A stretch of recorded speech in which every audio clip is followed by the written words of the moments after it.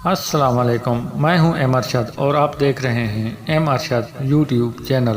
آج ہم آپ کو بتانے جا رہے ہیں ارائیں برادری کی تاریخ اور دیں گے ارائیں برادری کے بارے میں تاریخی معلومات، لیکن اس کے لیے آپ کو کرنا ہوگا ہمارا چینل سبسکرائب اور گھنٹی کے بٹن کو دبانا ہوگا تاکہ ہماری ہر آنے والی ویڈیو آپ تک پہنچتی رہے، اور اپنی رائے کا اظہار کرنا نہ بھولیے گا۔ تو چلتے ہیں آج کی اس ویڈیو کی طرف۔ دوستو، ارائیں برصغیر کی ایک ایسی قوم ہے جس کے افراد کو آغاز ہی سے ممتاز اور نمایاں حیثیت حاصل رہی ہے۔ یہ قوم کڑے سے کڑے دور سے بھی گزری، زمانے کی سختیاں بھی برداشت کیں، لیکن بے حد محنت، خداداد صلاحیت اور خلوص نیت کی بنا پر آگے بڑھتے رہے۔ یہ لوگ ہر شعبہ زندگی میں اپنا لوہا منواتے رہے۔ پاکستان میں اس قوم کے افراد کو سیاست و معیشت اور علم و ادب میں جو اہمیت حاصل ہوئی، اس سے ہر ذہن میں ارائیوں کی تاریخ اور ابتدا کے متعلق زیادہ سے زیادہ معلومات حاصل کرنے کے شوق پیدا ہوئے۔ صنعت و تجارت، باغبانی اور سیاست میں نمایاں مقام بنا لیتے رہے۔ برصغیر میں مختلف تحریکوں اور انقلاب میں ارائیوں کا اہم کردار رہا ہے۔ دوستو، ارائیں عربی النسل ہیں اور ان کا تعلق قدیم ترین مرکزی شہر آریان اور یمن سے ہے۔ آریان ہی کی نسبت سے یہ لوگ آریائی کہلائے اور یہ نام بدلتے بدلتے ارائیں بن گیا۔ آریان کا شہر دمشق سے بیت المقدس جانے والی سڑک پہ واقع ہے۔ یہ لوگ مختلف علم و فنون اور صنعتوں سے بھی واقف تھے۔ تبلیغ اسلام ان کا محبوب مشغلہ رہا۔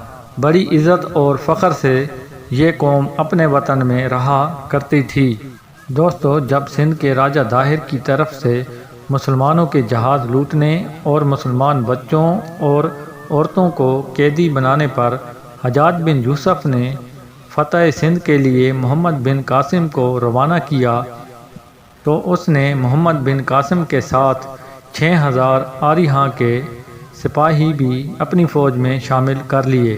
حجاج بن یوسف اور خلیفہ الملک کی وفات کے بعد خلیفہ سلیمان نے حجاج بن یوسف کے خاندان سے ذاتی عداوت کے بنا پر فاتح سندھ محمد بن قاسم کو واپس بلایا، تو اس کے ساتھیوں کو سندھ میں ہی قیام کرنے کی سخت ہدایت کر دی۔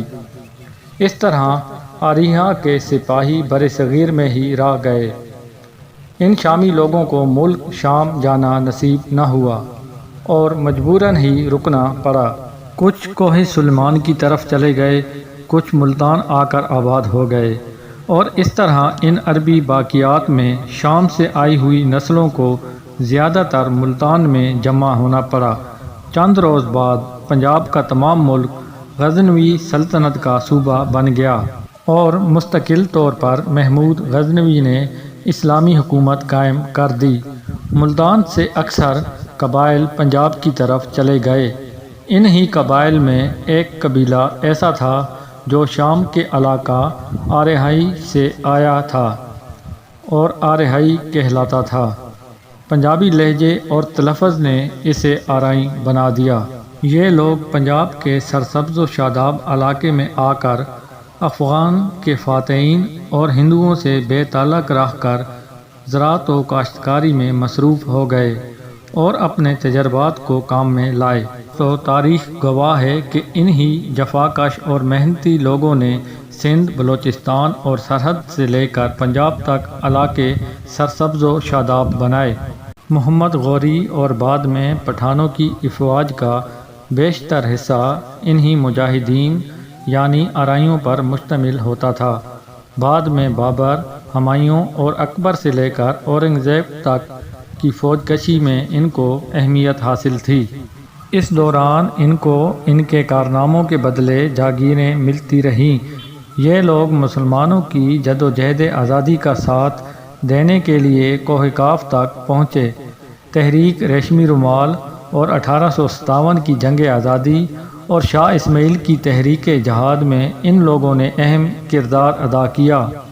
یہ لوگ مجاہد اول فاتح سندھ کے ساتھ اسلام کی شمع لے کر بر صغیر میں فاتح کی حیثیت سے سرگرم رہے۔ دوستو، تحریک پاکستان میں اگر سر میاں محمد شفیع، سر شاد باز اور عبد الباری جیسا نام پیدا کیا تو قیام پاکستان کے بعد چودھری محمد علی، حمزہ ایم اے، سردار محمد شفیع، میاں طفیل جیسی شخصیتوں نے اپنے خلوص، اصول پسندی، جرأت و بے باکی سے ہر دل عزیز ہوئے۔ پاکستان پر حکمرانی کرنے والے فوجی جنرل ضیاء الحق کا تعلق بھی اسی قوم سے تھا۔ قوم ارائیاں کے فرزندوں نے تدریس و تحقیق، صنعت و تجارت، زراعت و انجینئرنگ، میڈیکل سائنس اور دوسری طرف علم و ادب اور سیاست و صحافت میں بھی نمایاں مقام پایا۔ دوستو، ارائیں اس وقت پاکستان کی بہت بڑی اور بہت اہم برادری ہے۔ اس قوم کے افراد کے متعلق یہ حقیقت اب بھی ہر جگہ تسلیم کی جاتی ہے کہ ارائیں محنتی، شریف و نفس اور بہادر قوم ہے۔ ان لوگوں میں ذات برادری کے بنا پر ووٹ دینے یا لیڈر چننے کا تعصب نہیں پایا جاتا۔ اس سلسلے میں یہ قوم اعلیٰ ظرف اور کشادہ دل ہے، ورنہ جس قدر تعداد اس قوم کے افراد کی ہے، اس کے پیش نظر بالغ حق رائے کی بنیاد پر کسی دوسری برادری کا کوئی فرد بھی رکن اسمبلی منتخب نہ ہو۔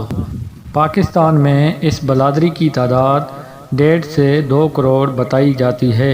بر صغیر میں جہاں بھی ارائیں برادری کے لوگ آباد ہیں، سماجی بہبود اور اجتماعی فلاح کے کاموں میں باقاعدہ تنظیمیں بنا کر قابل قدر خدمات سر انجام دے رہے ہیں۔